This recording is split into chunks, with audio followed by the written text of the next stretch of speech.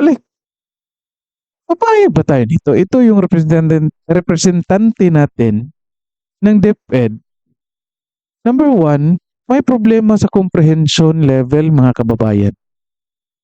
Pangalawa, hindi kayang manindigan sa kanyang advokasya.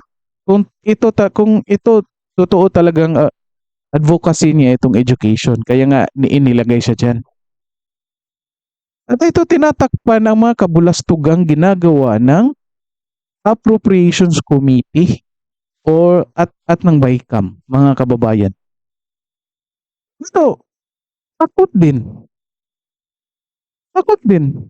Gusto pa natin ng representante natin na duwag.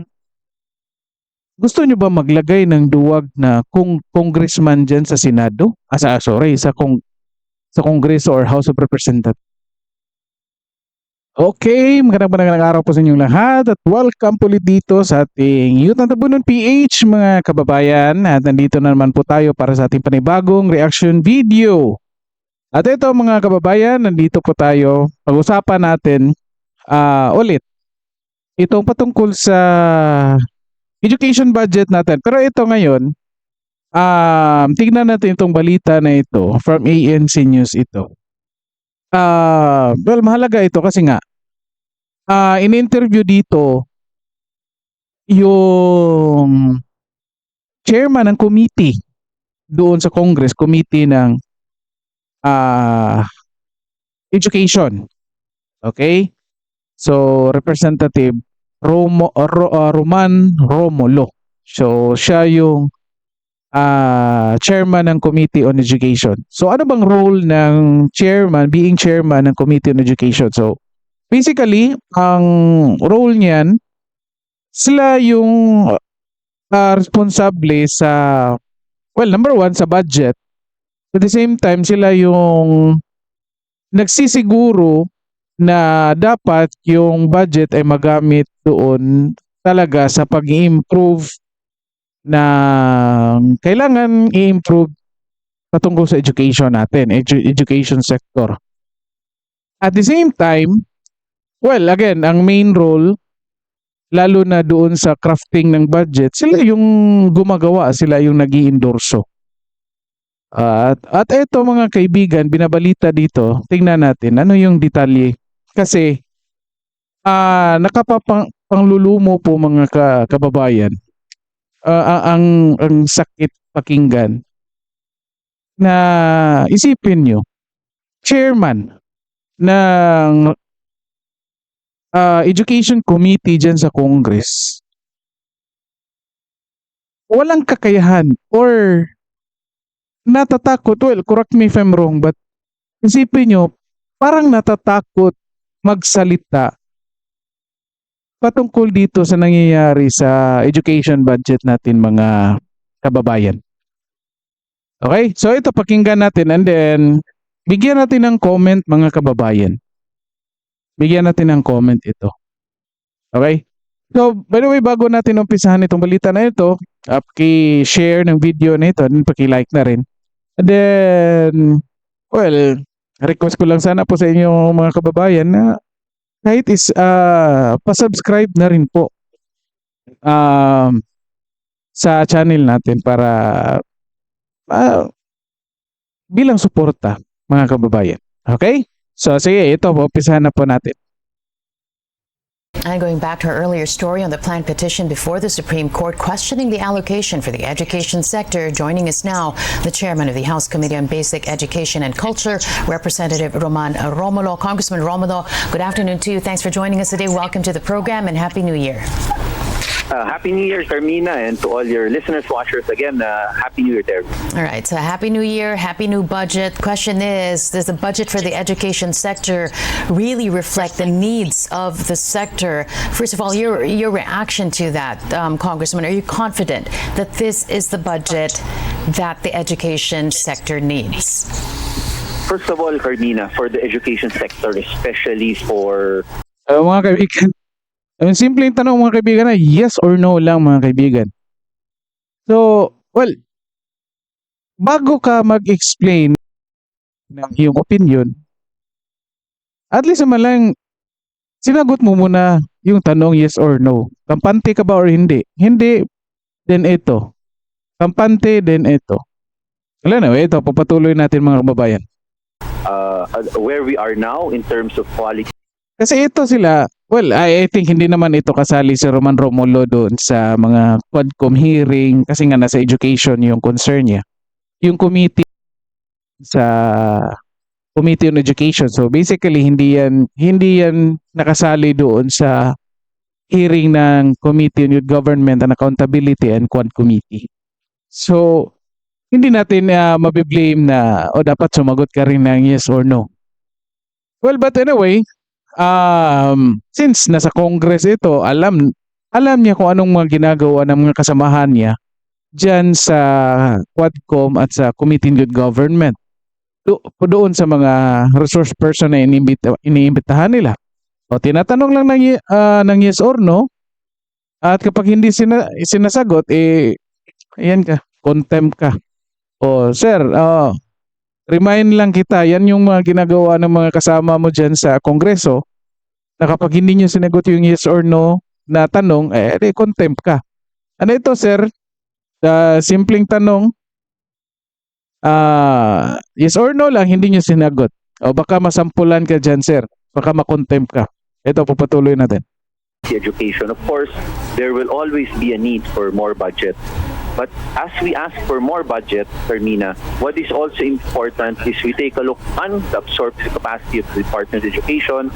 Secondly, we make sure that it's used in the proper way, because again, the Constitution requires that the highest budgetary allocation be given to the education sector, and I think we should all comply with that. All right. Here's the thing, though. So again, mga kaibigan, no, hindi niya, ulitin natin. Yung tanong mga kababayan, simple lang.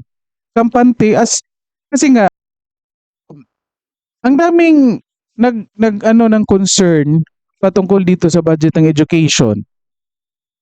Kasi alam ng lahat ng tao, alam ng mga kababayan natin na itong education sector natin kailangan talagang tutukan. Kasi nga ang daming tao, ang daming bata kailangan mag-improve, lalo na dyan sa pagbabasa. Ang dami kong kakilala mga kababayan na umabot na lang ng kolehiyo, anyat hindi marunong magbasa. Hindi tayo umaasa na makapagsalita sila in straight English. Pero isa sa mga subjects natin ay English. So dapat at least naman lang pagdating mo ng college or kolehiyo, makapagsalita ka naman lang ng English. Again, hindi natin in-expect na maging katulad tayo ng mga English native speakers. Ang gusto lang natin na kaya natin mag-communicate ng English yung mga estudyante natin, at the same time, kaya nilang umintindi ng English. Lalo na dyan sa comprehension level ng mga kabataan. Or, sabihin natin in general, buong Pilipino. Bakit hindi mo masagot-sagot kung kampante ka ba dyan sa in-approve na budget? So ito, nagpalusot lang na regardless kung magkanong budget na i-approve, still mangangailangan pa rin ng budget. Yun na nga mga kaibigan, ang purpose naman talaga kasi usually bago mag-request yung Pangulo ng budget, bago gumawa ng National Expenditure Program, kaya nga National Expenditure, yan yung plano na for next year, ito yung based doon sa target plan or gustong ma-achieve ng presidente, ito yung kakailanganin na pera para ma-achieve itong specific goals na ito. So kaya nga, nag-request yung presidente dyan sa Congress, at ito yung representative. Ito dapat ang susuporta doon sa ni-request na budget. Well, basically, it could be nagsumuporta ito, hindi nga lang siya ang nagdesisyon. Pero unfortunately mga kababayan, hindi niya sinagot kung anong feelings niya dito, kung anong stand niya. Ano kaya ang kinatatakutan nito ni Sir Roman Romulo? Oh, comment kayo dyan mga kababayan kung anong tingin nyo dito. Simple lang naman ang tanong. Pwede naman yung sagutin yan. Hindi naman niya kailangan matakot patungkol dyan sa sagot niya kasi in-approve na yung budget na yan eh. Wala na siyang magagawa dyan. Pero at least, tayong mga kababayan, may karapatan tayong malaman kung ano yung sa loobin niya. Para at least, alam natin na yung representante natin na nandyan sa Congress, na yung task niya, yung trabaho niya ay nakafocus dun sa education. At least man lang alam natin na may paninindigan at gustong ipaglaban ang karapatan natin patungkol dito sa education. And unfortunately mga kababayan, sa nakikita natin dito pa lang sa unang tanong pa lang mga kababayan, nakikita natin na parang tinatakpan niya itong desisyon ng Congress patungkol dito sa pagkat ng budget ng education. Dito, pagpatuloy natin. The Teachers Dignity Coalition, they don't think that the budget for the education sector in 2025 complies with that. It only seems to be to have received the biggest allocation because of the addition of non-traditional agencies into the sector, non-traditional DepEd agencies. What happened there, Congressman? What's the wisdom behind that? Go ahead. Oh, again, mga kababayan, sinasabi dito kasi nga nung pinirmahan na yung 2025 budget, sinabi nila na malaki pa rin yung budget ng education. Kasi nga mga kababayan, ngayon lang ito, sinasabi dito na ngayon lang ginawa ito na yung budget ng PMA or yung mga eskwelahan related doon sa national defense like mga schools para sa mga pulis. At ito, schools sa PMA, kasi nga mga eskwelahan nito eh. Kaya ang focus dito sa national defense. So basically, ang budget nito dapat galing sa national defense. Anyat, ang ginawa ng Kongreso at ang ginawa ng Malacanang mga kababayan, ang budget ng PMA at ibang schools related doon sa defense, pinasok dito sa budget ng education. Tinutal nila. Kaya naging mas malaki yung budget ng education compare doon sa DPWH. At ito mga kababayan, yung Teachers Coalition magre-reklamo at magpa-file ng petition sa Supreme Court patungkol dito sa nangyayari sa budget. At ito mga kababayan, hiningan siya kung ano din yung stand niya kasi nga siya yung nandoon sa Congress. Siya yung nag-propose ng budget, siya yung inaasahan ng mga tao na lalo na ng mga teachers na tatayo at magproprotekta ng budget ng education. Anong nangyari mga kababayan? Di ba? Comment kayo dyan. Anong reaksyon nyo dito? Ito, pupatuloy natin. Pakinggan natin anong sagot niya. Well, again, Carmina, I was not part of the BICAM, but let me say this. Nahugas pa ng kamay, oh. The Constitution says that the highest budgetary allocation must go to the education. That is what is stated there. Now, what comprises education at this point is really subject to interpretation. All throughout the years, the education sector has been DepEd, CHED, TESDA, SUCs, the school building programs. Again, this is the interpretation of Congress. This has been the interpretation of the executive department, and that has never been questioned. So I welcome Teachers Dignity Coalition, sila Sir Benjo, if they wish to clarify this with the Supreme Court to find out what is meant by education when we talk about highest budgetary allocation belongs to education. Because from a regular point of view, from a layman's point of view, it would mean anything that has something to do with schooling, anything. So, mga kababayan, sumasang-ayon ito sa kung anong desisyon ng kung anong palusot ng Malacanang. Sumasang-ayon ito.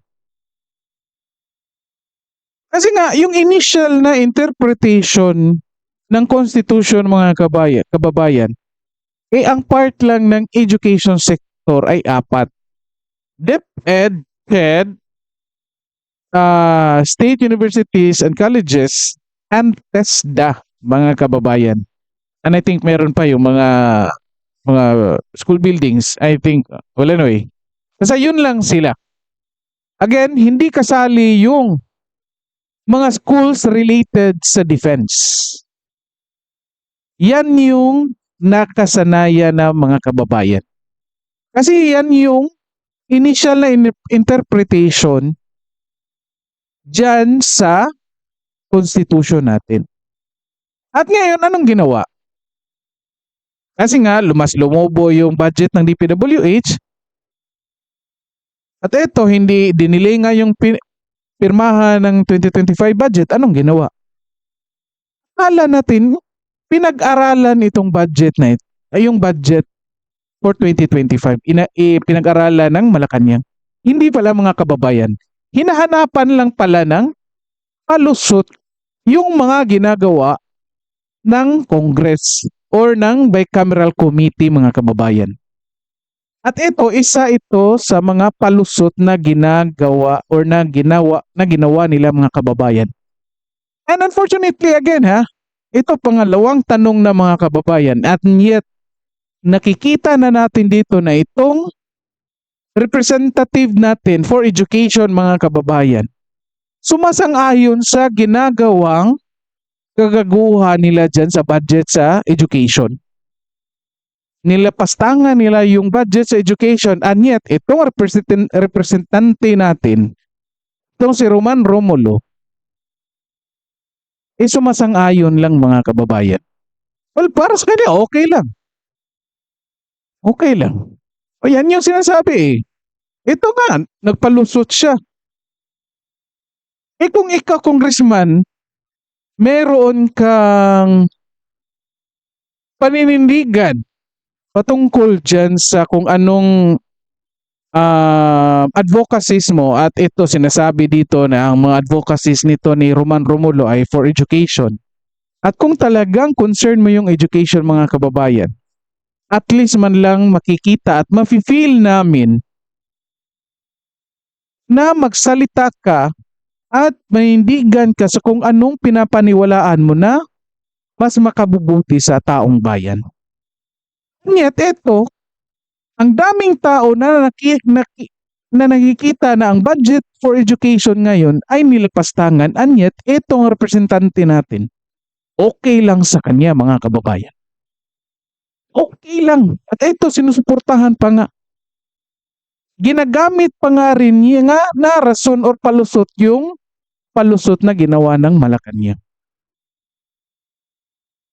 Ano pa tayo aasa nito? Ano pa ang asahan natin sa representante na ito diyan sa Congress patungkol sa education natin? What if babalik ito sa Congress after May 2025 election? Di ganun din mangyayari, mga kababayan.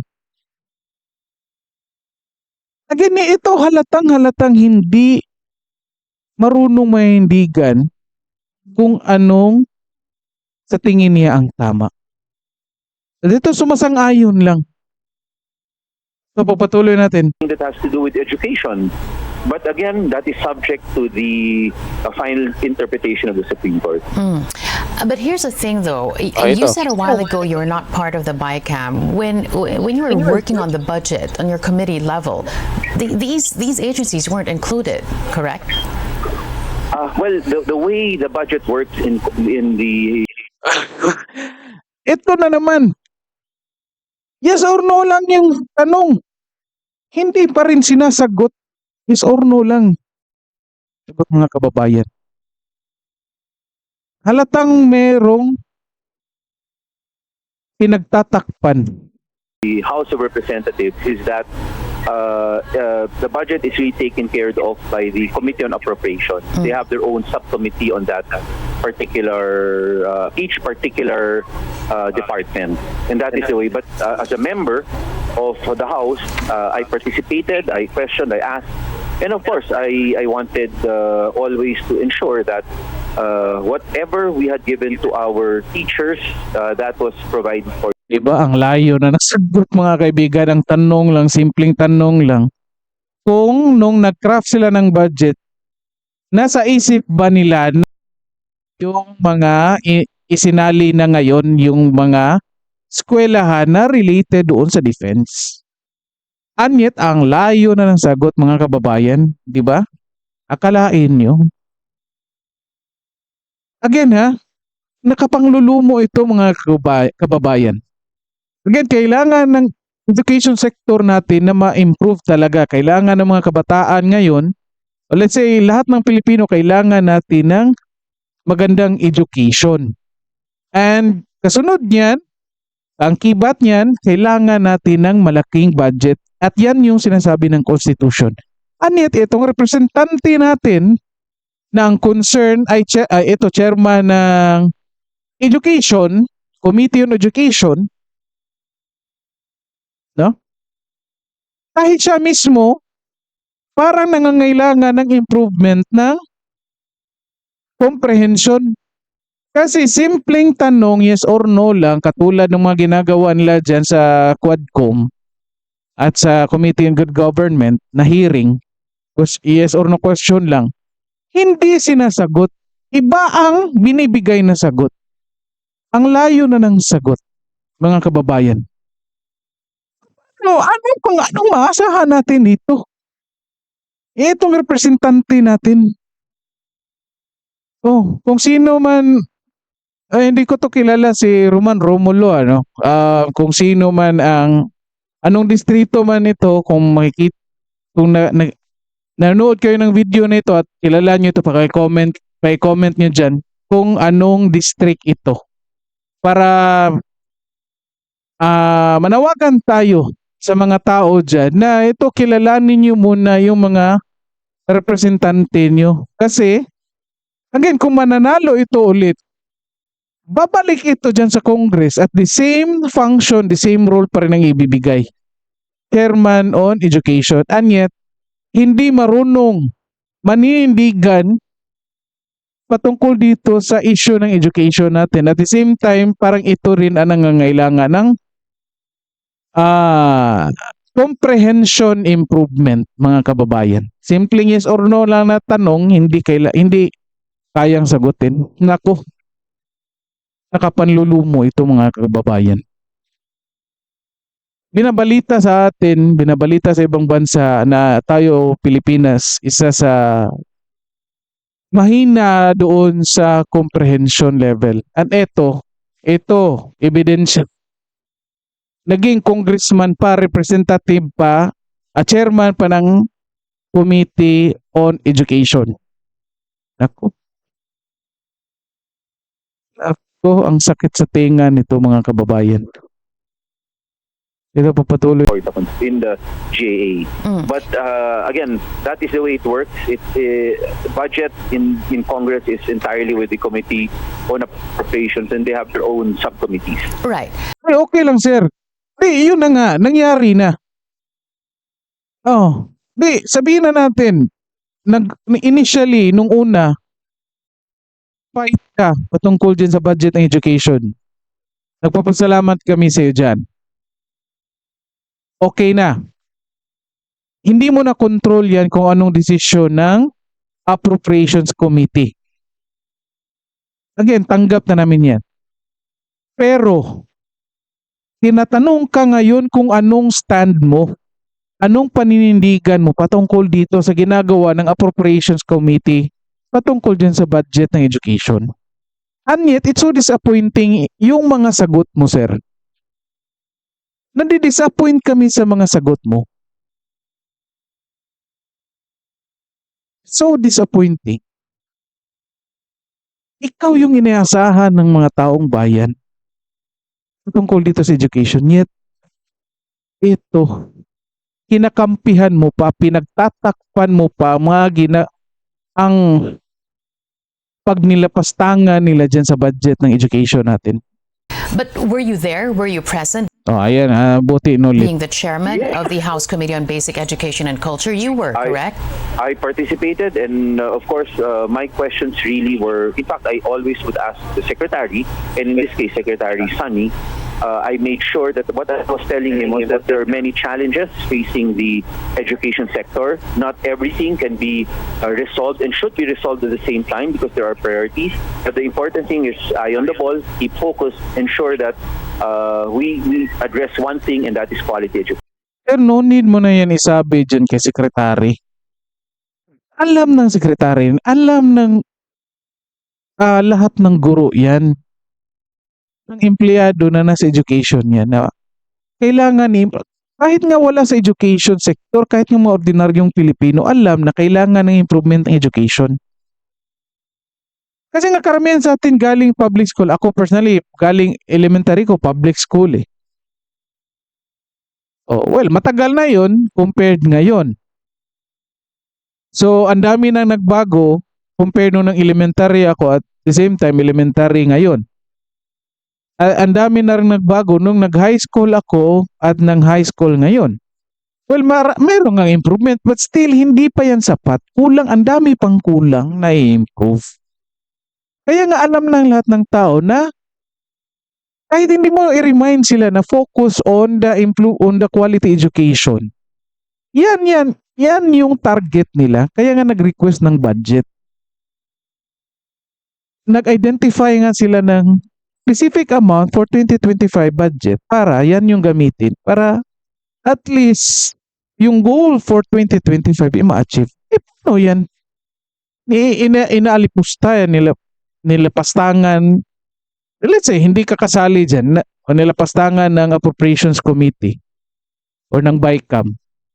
Pero at least naman sir, manindigan ka. Kailangan namin ng tao na marunong manindigan. Kailangan namin ng mga tao dyan sa Kongreso na marunong maninindigan. Ngayon, bakit ka natatakot tumayo? Nangyari na, napirmahan na yung budget. Ngayon, naghuhugas kamay ka na hindi ka kasali. Oh, well, nahuhugas ka ng kamay, magsabon ka na. Dapat magsabi ka na kung ano sa tingin mo na tama. O magsabi ka na, ito. Yung totoo. O tinatakpan mo pa yung mga kagaguhan ng mga ginagawa nila dyan. And on that level of discussion, before it even reached the BICAM, this was already floated that these agencies will be included in the whole education department pie. These agencies which are not traditionally part of the department's budget, correct? Well, the nitty-gritty of that, I will have to admit because I really focus on the Department of Education because that Hindi nga rin sinagot eh. Grabe naman ito talaga. Oh, ibang sagot eh. Palusot eh. is the committee that I work with, and that is the committee is supervises K-12, and that is the Department of Education. And in a way, TESDA, because we have in grades 11 and 12 tech walk schooling. But I have to admit, my focus is really on the K-12. All right. So, what are your apprehensions now that you have all these other Nalito na kasi sa mga tanong niya, wala talagang klarong sagot eh. Sa mga tanong ng anchor na ito, ano pa pangalan nito? Ang ganda pa naman ang boses. May laugh ba to? Laugh. Ang ganda ng boses ng anchor na ito eh. Maganda din naman siya. mga kababayan, di ba? Pero parang kumukulot yung buhok niya kasi hindi sinasagot yung mga katanungan niya. Yung mga straight na tanong, hindi sinasagot ng straight, mga kababayan. Kaya kumukulot itong buhok na ito eh. So, late ng reaksyon ng boto natin. Ito, sige, pagpatuloy natin. Non-traditional education agencies now taking a slice of the budget pie. Tinanong siya anong stand niya, ha? Are there any apprehensions, hesitations from your part? What's giving you pause at this point, if there is any? Right now, Carmina, I'll be very honest with you. It's too early to see if it will have any effect. As I told Sec Sunny during the budget hearing, Diba ang layo na sa anong apprehension mo? Anyway, apprehension niya yung tinanong. Yung mga future ko niya. Pero basically mga kababayan, ikaw na ng budget, most likely alam mo kung anong mangyayari. Ito talaga, my primary concern is eye on the ball, and that is quality education. By quality education, we should be able to fix the curriculum. Takot siya magsalita, mga kababayan eh. May kinatatakutan nito eh. Halata yung sagot niya eh. Kahit naman lang magsalita na, ito, posible, merong mga ibang proyekto na hindi matutupad kasi kinuna ng budget. Simple sagot lang yan. Ito, takot eh. Halatang natatakot, mga kababayan. So disappointing kasi representante natin ito dyan sa Congress. Representante sa buong sa education ito, well, probably, let's say, DepEd. Hindi natin alam kung meron ba ibang representante sa CHED. Let's say, sabihin natin DepEd yung itong sinasabi niya. Pero papayag ba tayo dito? Ito yung representante natin ng DepEd. Number one, may problema sa comprehension level, mga kababayan. Pangalawa, hindi kayang manindigan sa kanyang advokasya. Kung ito totoo talagang advocacy niya itong education, kaya nga inilagay siya dyan.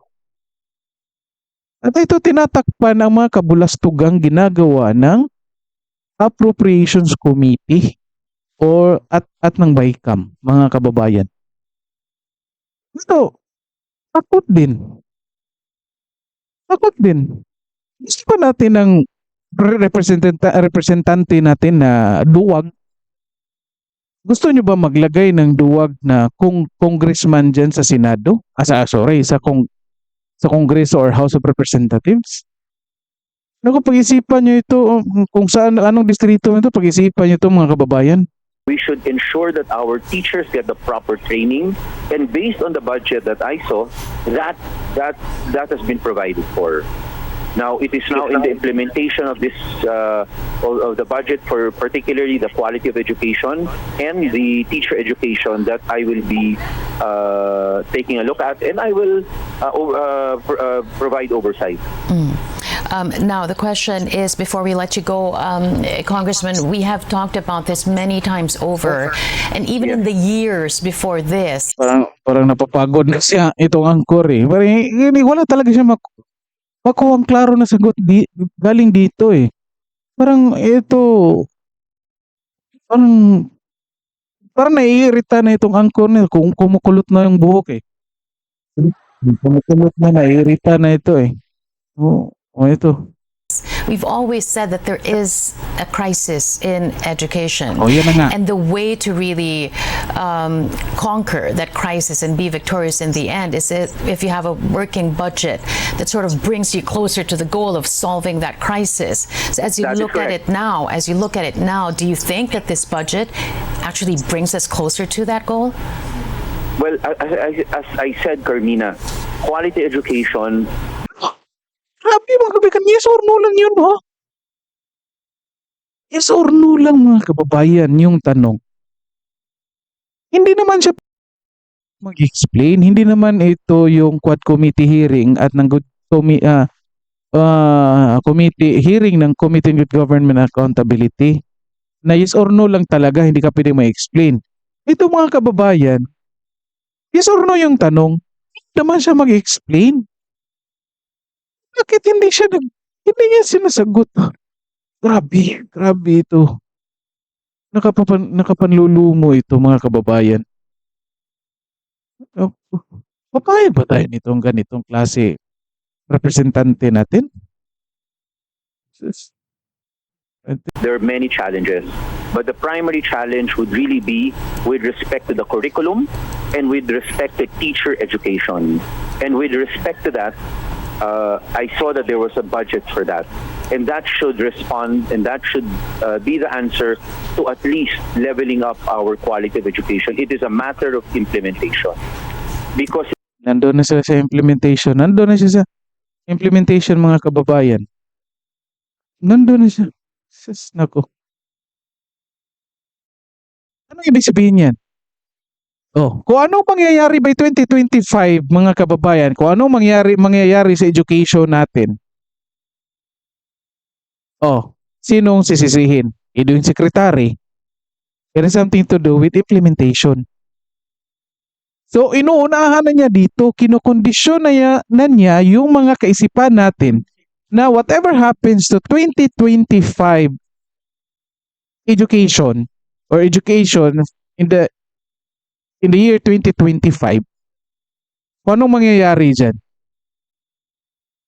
Let's blame it to how the people in the education sector implements the program. 'Di ba ang sama ng ugali nito?